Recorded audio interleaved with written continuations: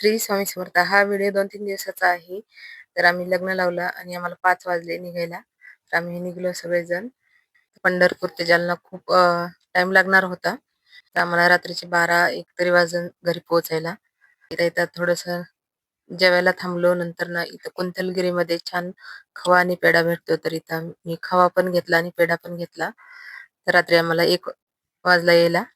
कुठून प्रवास करून आलं ना, तर काहीच करू वाटत नाही. तर आज सकाळी थोडा उशिरा उठले दररोजच्या पेक्षा आणि घरचे कामं आवरून घेतले, स्वयंपाक केला आणि दुकान काही आज मी उघडलंच नाही. आरामच केला 2 दिवस आणि इथं समोरनं आमच्या इथं बोर घेणं चालू होतं. तर त्याची घरात एवढी धूळ झाली ना, तर ती साफसफाई करण्यात पण थोडा वेळ गेला. तर मार्केटला जाऊन आले. थोडंसं सामान आणायचं होतं दुकानचं, तर खरेदी करून आले आणि रात्री स्वयंपाकाला थोडा उशीर झाला.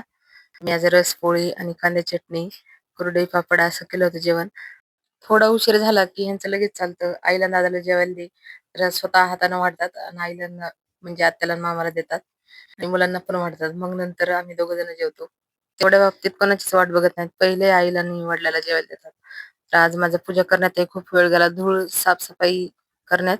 तर हे आणखीन बरेच कामं पडलेत. मला काही करूच वाटेना. हात-पाय आणि प्रवास केल्यामुळे झोप नव्हती 2-4 दिवस. तर सारखी झोप येत होती. तर त्यामुळे थोडा आराम केला. तर हा सगळ्या ठिकाणचा प्रसाद वाटायचा राहिलाय. भेटूया पुढच्या ब्लॉगमध्ये. बाय.